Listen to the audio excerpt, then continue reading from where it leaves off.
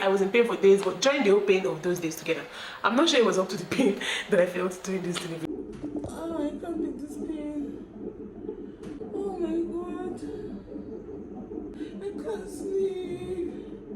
My bladder is about to burst. Ah! Still up in the streets on sign. Still trying to get a million, some peace of mind. Free my dog. Free all of my niggas I ain't seen in time. Still up in the streets on sign. Still trying to get a million, some peace of mind. Hey Rumis, welcome back to my channel or welcome back to another video. My name is Rumi. If this is your first time on this channel, please do not make it your last time by clicking the subscribe button below. I'm a returning subscriber, welcome back girl. In this video, I'm just gonna quickly tell you guys my delivery story. I think it's gonna be my first story time on this channel. I put to bed on the 10th of March, so she's officially well over 1 month, and I already introduced you guys to her. Where do I ever start from? So as most of you may know, for those that followed up on my pregnancy story, you know that I did not want to put to bed through CS. I wanted to do it naturally. I wanted to do a natural vaginal delivery and all of that, and I prepared for it. I planned for it, but baby girl wasn't coming out at 42 weeks. She still wasn't coming out, so I definitely needed extra push. I was working with a doctor, an Indian doctor at my hospital, and that was the doctor that delivered my first son. So I had confidence in him. We never spoke about CS. We just talked about, oh, if she doesn't come out, then I'm going to induce you. You know, we're going to set a date and then you'll induce me and all of that. A week to my delivery, my doctor took ill, and then they brought in like a visiting doctor, and I feel like that was just the beginning of my whole story, because the moment I saw my doctor was sick and I was gonna have to work with a new doctor, it wasn't Indian, it was a Nigerian doctor, I felt a bit discouraged. Not because Nigerians are not good or something, there's nothing wrong with Nigerian doctors, but because I already had this type of relationship with the previous doctor I had, and then I know how we Nigerians are. Like, this type of thing is not a big deal to most people. They just make it seem like, come and do this now, come and do that now, like almost as if you're being scared for nothing. I'm over relaxed. See the way I'm just lounging and talking to you guys.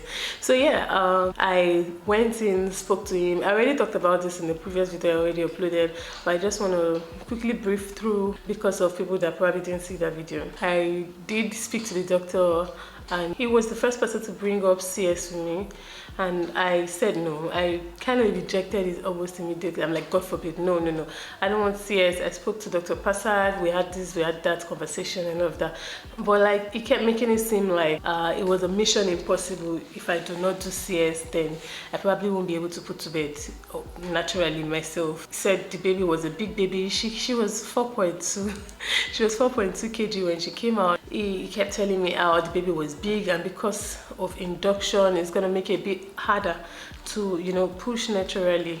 And I understood where it was coming from. It was just being a doctor, but at the same time, I felt like I could do it because I put to bed before. It's not my first delivery. Secondly, my baby was also, Jesse was also a big baby. That's my first baby, was also a big baby, so I didn't see the exact problem. And thirdly, because well, I was in pain for over 2 days plus while I was pregnant with my first baby. I was having this crazy contraction continuously, and I was in labor for longer. So I felt like I can do it, you know. The more kids you have, I think the faster you put to bed or something like that. I've heard that before. So like, that was my thought. That was just my honest thoughts. I felt like I could do it. So I told him no, I didn't want CS. I went ahead and paid for a normal delivery. Even I literally ran out of the hospital the first time because of the fact that it was mentioning doing a CS to me. I felt discouraged, so I didn't do the induction anymore that day. I went there to be induced. I couldn't do the induction anymore that day. I told him I was going to come back. I was trying to give myself a couple more days to try to go into labor naturally, but like, as at the day that he gave me, the time frame he gave me, he told me that by 9th of March, if I do not go into labor naturally, then I had to come to the hospital. So as at 9th of March, I was still not, you know, feeling anything. So I knew, yes, I had to go. But I was determined that it was going to be like normal delivery, not CS. I did get induced that day, and I started feeling my contractions kicking in, but it wasn't as intense, you know. The next day, I went to the ward because I don't know why they didn't come downstairs. I had to go upstairs to the delivery ward, and they broke my water. And after they broke my water, this was around like few minutes after 10 in the morning, and I barely ate because I didn't know I was gonna go put to bed immediately. I just thought I was going upstairs to go have my water broken, and then I was gonna come back to my room and then, you know, go through all of that with my mom and everybody that was there with me. But no, they decided I should just wait there because it would be harder for me to then start coming back downstairs if I do go into labor real quick. And I understood that because the first time I wasn't having it. I was just angry at everybody. I didn't even want to work, so I understood where it was coming from. So I decided to stay there. I was, like I said, I think around this time it was already like 10:30. And I didn't eat. They gave me pap and moi. I just literally ate a little. I didn't eat like that. So I was waiting. I thought it was gonna be like something real quick. 11, 12, 1, 2, 3, 4. At this point, I was mad. Like, I was literally going crazy at this point. The pain was severe. I don't know what to do, man. Oh, I can't take this pain. Oh. Oh. Oh my God. I'm feeling sleepy. I can't sleep. But I'm feeling extremely sleepy. I feel like my bladder is about to burst. It won't, sorry. We'll empty it for you now, sorry. I knew it was going to be painful, you know. I expected pain, but I didn't expect that level of pain that quick, with no breathing space, literally no breathing space. It was like push. There was literally no breathing space for me. I couldn't get like 1 full minute without the contraction. Extremely heavy. Let's emphasize on that. Not small contraction, not small baby contraction.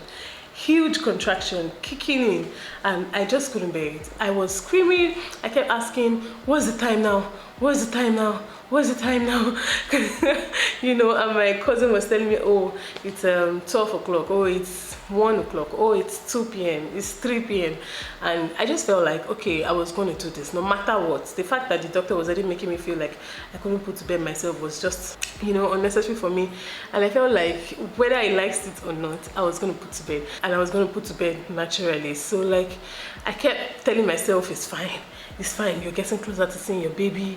It got to a stage where I started begging God, you know, telling God, please, I'm going to be a better person, have mercy on me. I can't do this without you, you know. I literally started talking to God, asking for strength, and if I'm being honest, it wasn't getting any easier. It wasn't getting any easier for me. It was a lot, a whole lot of pain, but I kept telling God I could do it. I would agree with you or agree with anybody that says putting to bed through induction is definitely more painful than natural childbirth. So I was induced. I was going through all of this pain. I was encouraging myself, telling myself I could do it. It was fine. You can do it. Praying. I think I was about 7 meters dilated the last time they checked. I was there for like 30 more minutes. At this point, I was straining up, and I was even wondering, because what did I eat that I was straining up? So let me just do this. I think I skipped the part where by the time the contractions started kicking in, I became hungry. So I told them I needed to eat biscuit. They're like, you can't eat in the labor ward. I'm like, I need to eat biscuit. I want to eat cracker biscuits. So they got me cracker biscuits, 2 cracker biscuits, and I ate it. It was as if I was eating it to eat away my pains. It worked for a little while, but like, how long would that possibly work for? As at the time when the real pain started kicking in, I started throwing up. I literally started throwing up. And then you can imagine throwing up.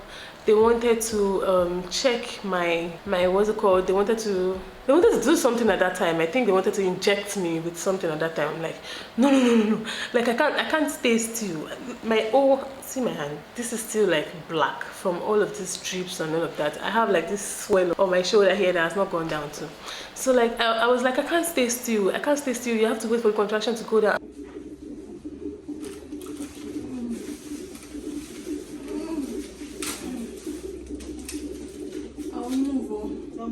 Because I'm already feeling the pain. You can't inject me when I'm feeling contraction. I'll move. So please just wait for the contraction to go. Please. Sorry. And then that's the problem, because the contraction was not going down. It was really crazy for me. I started to throw up. My eyes were going dark. I couldn't see clearly. I was in so much pain. It was really painful. It was an extremely different experience from my first delivery. I was in pain for days, but during the whole pain of those days together, I'm not sure it was up to the pain that I felt during this delivery. It was extremely painful, but I kept telling myself I could do it, yeah? So I started feeling like I needed to pee. I couldn't pee. I started feeling like I needed to poop. I couldn't poop. And then they tried to, you know, pass a catheter into me, and then it couldn't go in because the baby's head was already blocking the whatever it was blocking. And I'm like, my bladder is gonna burst. My bladder is gonna burst. My bladder is gonna burst. I feel like my bladder is about to burst. It's on, sorry. We'll empty it for you now, sorry. They're like, no, your bladder can't burst. I said, I'm going to pee. My body is saying, don't worry, go ahead and pee. I'm like, no. At this point, I'm like, please hold me. Someone is holding me. I'm like, don't touch me. So at the same time, I'm telling you to hold me. At the same time, I'm telling you not to touch me. I don't know how that makes sense, but I was just wildly crazy at that point. The funny thing is, I have videos of all of these things, watching it, and I'm like, I was in pain. And trust me, when I say I'm in pain, I'm someone that has a high tolerance for pain. You know, I'm not that person that will complain about pain so fast. I have to be going through it before I voice out. But that day, I was moving mad, literally. And after a few more minutes of all of those madness, I asked for the doctor. They came to check my dilation. At that point, I was probably already like almost 8 meters dilated or something, because the last time they checked, I was 7 meters dilated. And I had probably waited almost an hour or up to an hour before the doctor eventually came up. And he's like, you're doing fine, you're doing good. You know, keep controlling it. At this point, I was shouting a lot. When the contraction hits, I was shouting a whole lot, and the nurses were trying to just tell me to calm down, you know, try to take it in, and like I should save my strength for when I want to push. But I couldn't save no strength for when I want to push. I had to use my strength right then, because nobody understands the pain I was going through. I was going through a lot, and then I just felt like by the time, like the first time, I mean, I had tear my first child, but like it wasn't the doctor that caught me. My second push baby was flying out. It didn't toy by itself because I was over the whole thing. So I just felt like last probably the same thing that will happen. You know, and I tried to avoid tear this time around too. I was doing all of these things that you see online to avoid having a tear, but to hell with all of that advice right now. So like I still felt like I could do it. If I'm being honest, I still felt like I could do it. I just needed some encouragement. I just needed someone to tell me, oh, don't worry, you're almost there. You know, the baby's almost coming. At this point, my man was already scared, considering how many weeks the baby was already. My mom was like, if it tells you to do CS, just everybody was already talking about CS around me. And I was adamant that I was not going to do that CS. I was going to push naturally. But then in comes the doctor to tell me, oh, you're doing fine, just keep it up, you still have about 3-4 hours. I don't know if I have this recorded, but I know my cousin was recording most of these things, so I don't know if she recorded that part or not. But this man tells me I have 3 to 4 hours more. So at that point I'm like, 3 to 4 hours more? Like, are you kidding me? Like, even if I did have 3 to 4 hours more, he shouldn't have told me. He should have just let me keep pushing. I would have kept asking what's the time. I would have kept pushing. Maybe if he got to a stage where I couldn't do it myself anymore, and then they would come in. But no, it tells me the time he thinks I have more to go through that pain. At this point, it was already like 4 o'clock. I was moving mad. I'm like, I can't do this again. I cannot. It's not possible. I'm over it. No. How could you tell me I have 3 to 4 hours? At this point, I'm like, no. I don't think I can do it anymore. So now me that was saying, oh, I can do it. I'm strengthened. God is with me. Blah, blah, blah. I'm the same person that is now shouting, I don't think I can do it anymore. Because like, why would you tell me I have so much time to go through this exact pain, or even more intense one? He left. The nurses were trying to tell me, oh, it's okay, you can do it. The moment I actually voiced it out and said, I can't do it, trust me. It's as if my body echoed it, and everything in me echoed it, and it was literally, I can't do it. from there henceforth, the pain got more painful. My mental brain, everything was shutting down. My BP went up. Like, it was almost as if the encouragement I had, it just came and crushed it. So like a few minutes after that, I just said they should please call the doctor. They should call the doctor. I needed something to stop this pain. I need like anesthesia or like whatever it is to stop this pain. Like, I was just done. And then he came back in. I told him that I think I'll do the CS, and he had this expression, like as if I told you so type of expression, almost like I tell you now, like I already told you we're gonna do it. And then he went back out. Then in came all of the troops trooping in, the Indian doctors, the one that will give the injection to ease the pain, this one, the that one. Everybody was trooping in, and I'm just like, wow. Then they told my cousin she had to stop recording. Once the pain comes down, then you sit. Okay? Sorry. Oh my god. Oh my god. Okay. Please can someone help me? Before he comes back, please. Okay, so you bring down this leg. Don't video anything, okay? Don't take any videos, please. Okay. Stop recording, stop recording. I'm like, no, I want this whole thing recorded. He's like, I'll record it for you. Stop recording, which was fine. So she couldn't come in, obviously. I would scar her. I would literally scar her if she had come in to the ward and she had seen them slicing me like bread. No, I would have scarred her. So she couldn't come into the ward. The doctor recorded the rest of the video for me, and they had to like push me on the wheelchair. For me to even sit on the wheelchair, I had to wait for the contraction to stop, and it wasn't stopping. I just kept saying wait, wait, wait. Eventually I got up, and the moment I got up, the moment I felt 1 minute of it, I got up, and the moment I was standing, the motherfucker came back. He came back, and he came back in full force, and I'm like, no, no, don't move me, don't move me, don't move me. The funny thing is that I've forgotten all of this, but I recorded it. So seeing the videos, I'm just reminded, and I'm just laughing. I'm like, whoa, I went through this pain. Is this pain I was going through at that then? Is this pain I was feeling? It feels different now. It feels, I'm laughing, it's funny, but then it felt like I was gonna die. It just felt like I was gonna die. Then I feel like the doctor already messed with my brain, telling me, oh, you can't do it by yourself, you're gonna need help. And I was rejecting it until the moment I accepted and thought about it, like, oh, I can't do it myself. The moment I said that thing out of my mouth, it was just done. It was done. It was as if, no, I said yes, and then my body, everything, energy, everything around me just changed at that moment. So yeah, they pushed me in. They were going to inject my spine with the painkiller. So you have to sit up like this, just the way I'm sitting right now, and sit still, and then they inject your spine. How am I supposed to sit still and sit up like this when my it was a lot. I was going mad. I'm like, no. So they told me, you have to stay still, you can't shake for this injection. So I'm like, let the contraction go down. Contraction was not going down. So I'm like this, screaming, literally screaming, while they were injecting me. One person was holding me like this, one person was holding me like this, and then he injected me, and eventually the pain started coming down. I laid down. They started to do this testing where she's like, oh, can you feel it? Can you feel this? Can you feel this? She was pricking me and stuff like that to confirm if I could feel the pain or not. So at the point where I couldn't feel shit, you know, they did the surgery, and I feel like they had to even push the baby head back in. I don't know if that's exactly what happened, but that's what I felt that was going on, because I could feel some like pushing back inside or something like that.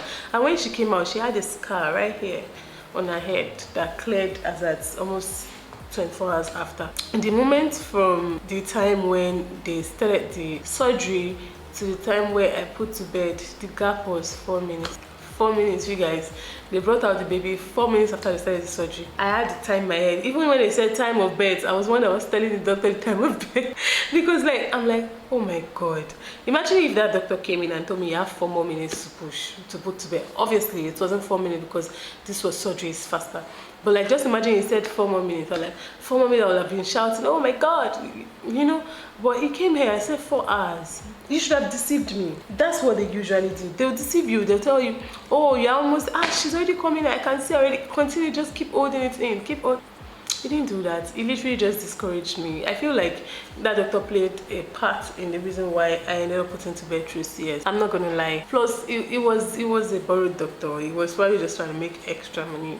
After the delivery, while I was on the phone, immediately I started like itching my face, itching my shoulder, and then I now realized that I was actually itching. So I think that was my own body reaction to the painkiller that I got, and I was itching. God, I was itching like mad. I just wanted to scratch all of my body. I couldn't sit up by myself. You know, I'm such a how do I put it? This type of person that uses energy to do a lot of things. I just boom, get up, boom, sit down. I'm not always cautious of trying to be feminine, all this type of no, I'm that type of girl. And this surgery is like in your torso, like down right where literally the center of your body where you use your energy to do everything you're doing. So it was crazy. It was a lot for me. I was itching, and I remember telling them I was itching. I felt like I was itching, and she's like, oh, she had given me like a, what's it called, something to ease my itching, and that she'll get another one, they'll give me another one. And then she asked me if I was allergic to anything.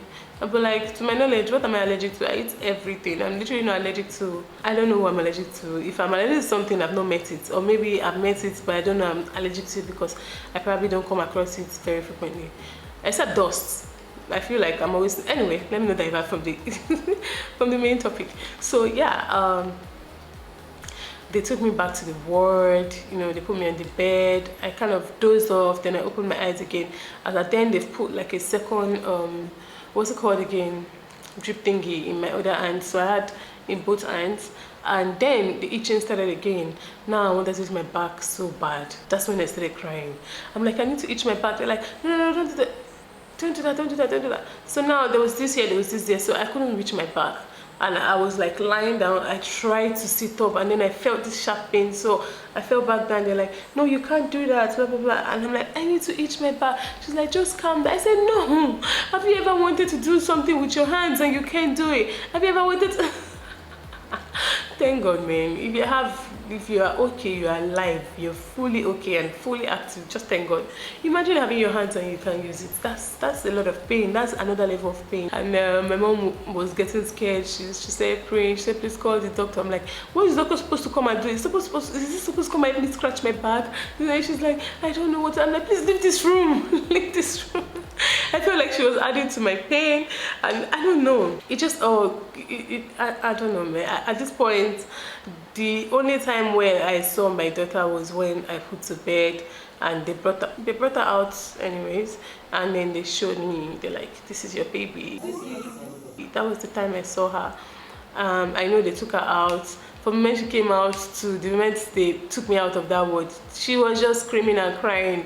So I know they took her out, and I saw her face for like less than a minute, and that was it.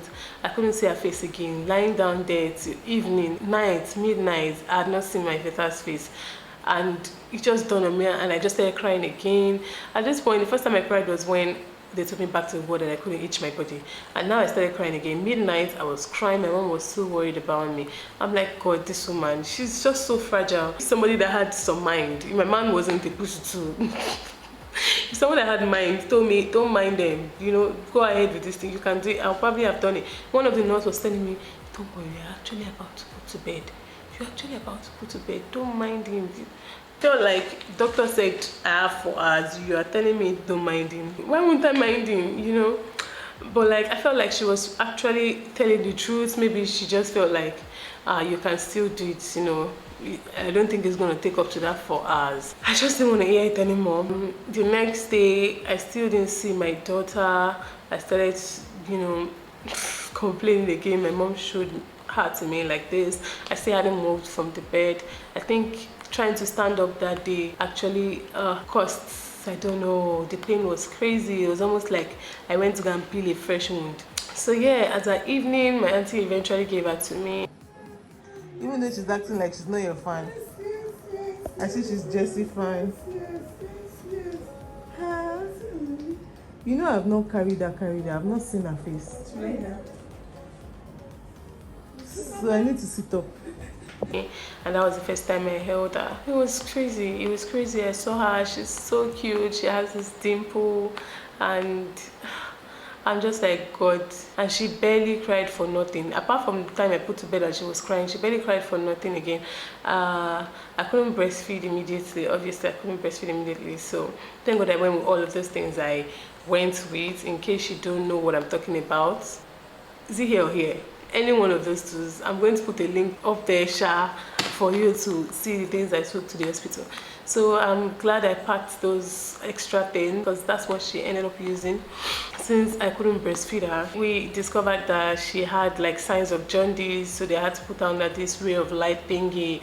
So we couldn't leave the hospital the next day like I wanted to. Also, I had a surgery. There was no way I was going to leave the hospital the next day. I really wanted to leave the hospital max day, 2 days, you know. I'm obviously not going to snap back the way I thought I was going to. I couldn't take my bath or anything. Eventually, when I needed to like start taking my bath, when they moved the catheter, a nurse would like take me to the bathroom. Well, I would have to walk myself, obviously, but like she tells me to sit down, and then she literally wipes my body for me, the whole of my body. And I'm like, I'm not a dependent type of person.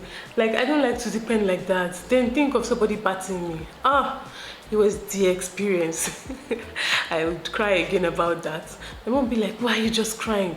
Why are you just complaining? Are you not thankful? Are you not happy to see your daughter? Are you not? And you know, when she says stuff like that, I calm down, and then I get carried away again, and I forget, and I start to cry again.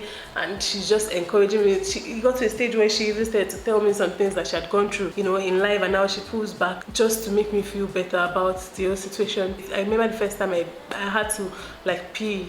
I didn't know how to sit down. I'm like this on the toilet seat, very uncomfortable. I was avoiding eating because I didn't want to stool, because like I don't know if I'm going to be constipated. I don't know how, like it was just crazy for me. Like it's different from what I'm used to or what I know. I couldn't just say, oh, I'm going to do this and it will be like this. It was just totally different. I was learning to walk again, learning to sit up, sit straight, stand straight. And then eventually I looked at myself in the mirror, I looked at my body in the mirror, my stomach was, and then I had this fold from putting to bed, extreme fold. Now I'm like, what? So how am I supposed to get my body to go back to how it was now? I was sad again, then I'll be happy again when I look at my daughter. The way I connected with her was definitely different with the way I connected with Jesse. Jesse, I grew to love him. I loved her instantly. So every time I start to complain again, I just remind myself that I have a freaking bundle of blessings, a bundle of joy, bundle of everything, literally. And I just calm myself down again. I'm just like, okay, it's fine. But like apart from that, I remember when I left the hospital, they removed my, they didn't remove my plaster. They told me to remove it at home, and then I could take my bath or whatever. And then it was healing, but there was a particular spot at the edge that wasn't healing well, and I had like extra skin there that was just covering it, so it was depriving air and all of those things. So I'm like, how am I supposed to let this part of my body heal fast? So I started reading, and I saw that you could use binder and all of that, but I didn't have a binder. This is Nigeria. I searched online. I did search online. I did not see nothing. All I was seeing was postpartum belts and all of those things. So I'm like, I'm going to improvise. So I took out one of my postpartum belts that I used. I'm going to find it and just show you guys. And I would hold my tummy in and then belt that part of my tummy, and then just easily belt the other part. The material was cotton material, the material of the belt, so it made it so easy. It wasn't tight in any way at all. It just held my tummy back in place, like not even holding its place, just literally just move it up so that that area could get air. And then it started healing well as well. On many occasions I would just stand up suddenly, forgetting that I'm supposed to, you know, use my arm to support my body before I stand up, and I would feel this sharp pain again. It happened to me a zillion times. Yeah, I would use the belt thingy to hold my body into place first, and then I would use spirit and kotibu just to wipe and clean. At this point, it was almost as if, okay, I realized that I had to heal first. It took me that to realize I had to heal first before I start thinking about my body. And I couldn't get a binder, so I was using that to improvise. I told my girl to bring it, so I'll show you guys in a bit. And it worked. I was definitely using it, but it was pink, and obviously to get to a stage where I'll have to wash it. So when I had to wash it, I then took out another binder thingy that I had at home and just to use it for my tummy, because I needed to keep that skin off my scar, to heal my scar. Yeah, so the binder stuff, I used it, and that's what I'm still using right now. I have been improvising between them since then, but the binder really works. Let me show you guys. So this is it. This is the binder stuff. It's just like you wrap it like this behind. This is it. It's not tight in any way. My both arms can still go in. I just use it to like hold my skin in place so that my scar can heal well. Obviously it's 1 month now, the surface has healed. I still sometimes feel the soreness from inside, but that's fine. I guess it's healing too. That's literally my whole story for the past 1 month. It's been hell of crazy. Also, she had to go through a different phase because my mom came, and then my man's sister came, and then my mom's cousin was beating her. My mom's niece, I really don't know how to explain our relationship with my mom right now, but she was beating Karina for the first few days. And then when my man's sister came during the naming, we did the naming because my mom is Yoruba. So when she came during the naming ceremony, she started beating her from that night. And trust me, 2 different ways of bathing, because Yoruba and Akwa Ibom, 2 different styles, 2 different type of massage, 2 different type of burning of the stomach. She would cry and cry, coming. She was always so confused, like this minute people are doing this one, this next minute people are doing this one. She just, oh my god. And then the Akwa Ibom style is the Akbu style. They'll be telling her, they'll be bending her like this, and I'm like, oh my god. I made videos of all of those things. Trust me, I'm going to give you guys the content. I would show you guys the difference between the way Yoruba people do massage and Akwa Ibom people do massage. It was intense. I used to feel so bad for her. Like, she would cry and cry and cry that when I have to feed her, she takes out the anger on my nipple. She just goes. But like here, so this is the binder that I'm talking about. So as you can see, it's cotton material, extremely so soft. So I will just use this to like hold my tummy into this and then wrap the other side around. There are these extra belts here that you're supposed to use to, you know, snatch your waist and make it more intense. I didn't use those belts, so I only use these 3 clips. These 3 clips when I wrap it like this, and just like, maybe I'll show you guys, but yeah. Because I'm not understanding the way I'm explaining it myself, but like that was what I did. That was the whole process for me. And I would say compared to when I just got home, so compared to 3 weeks ago, I can definitely tell the difference, because when I got home I still wasn't myself. So it took about 2 days and all of that. So I think exactly a week.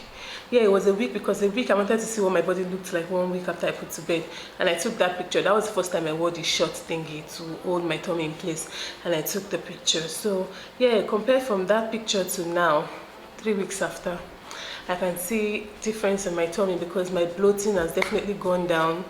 The swellings are definitely going down. My skin is still not back in place, but it's not bad. I guess it's not bad. I don't know how you can work on loose skin, but I definitely got interesting loose skin from this pregnancy. I said I was gonna do laser skin tightening. I have said that in one of my videos before I put to bed. I guess that is still like my go-to option right now, to get laser skin tightening, because after that CS, I don't think I have the balls to do any tummy talk. I do a lot to my tummy. I just do a lot with my, I don't know, torso and all of that. I don't think I can bear another scar now. So yeah, I don't know anything that I did forget to tell you guys, but that's basically my post-op story. 1 month now, the baby is very fine, extremely fine. I do not really want to expose her to the channel yet. I feel like she's still way too tender, but I did show you guys what she looks like previously. So yeah, now just let me show you guys this binder that I have been using. So it has this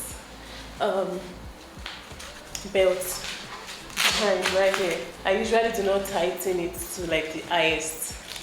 I try to like leave it like this so it won't be too tight.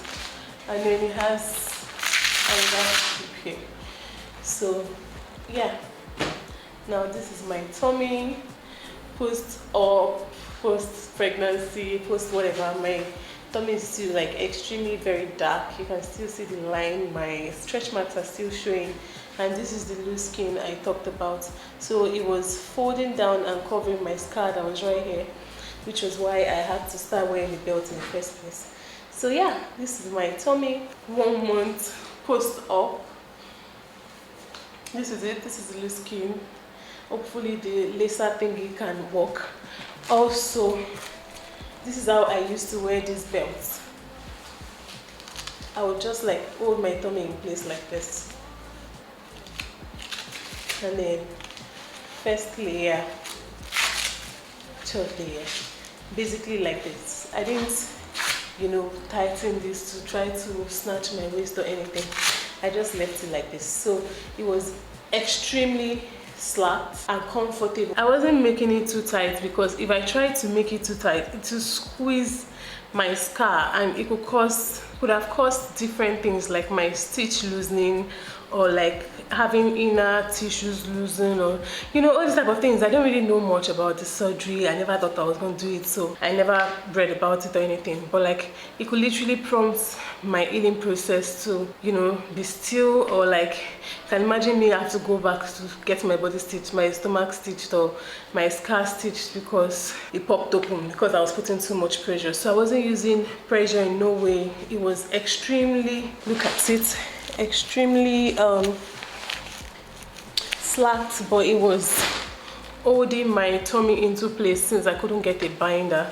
Originally I wanted to use like a tiny scarf or something, but it wasn't working well, so I opted to this and it did the job for me. Also, every morning from the day I got home, I was taking turmeric tea.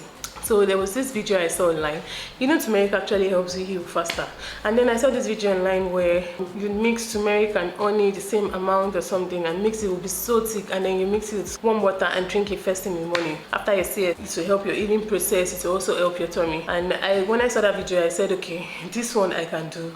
I couldn't walk because I tried walking around my estate, but I could feel some pain, so I didn't really walk. I didn't really do a lot of walking. In fact, I've only walked around this estate 2 times since the past 1 month. Now I'm going to start walking. So I didn't do any form of exercise. I didn't walk. I was trying to reduce my eating because I didn't want to be constipated. So I was trying to watch what I was eating. If I would eat swallow, I'll eat it like early, midday type of thing. And I was taking more of oats, more of soft foods to try to avoid being constipated, because I can't imagine pushing with this thing, no. And I'm easily constipated.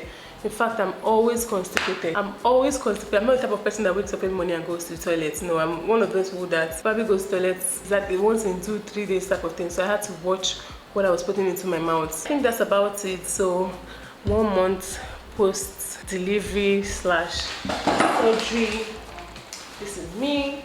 I believe I've dropped a lot of the weight. My hips are still extremely wide, but I believe I've dropped a lot of the weight. My tummy has definitely gone down compared to the picture. I'm going to insert a picture here for you guys to see. And this is the loose skin I'm complaining about, but minus that loose skin, I feel like we're getting there. We're getting there. This might probably firm up a little more along the line. I do not know. And I'm not sucking in my tummy, because if I want to suck in my tummy, this is it. So I'm not sucking in my tummy. This is me 1 month post delivery. So yeah, this video is extremely long. Extremely long. Thank you for watching. If you've actually watched this episode, I don't know if anybody watches my video all the way to the end, but if you did watch my video all the way, please give the video a like, give it a thumbs up. It helps with the algorithm. Thank you for actually staying this long through the video. My thoughts are all over the place.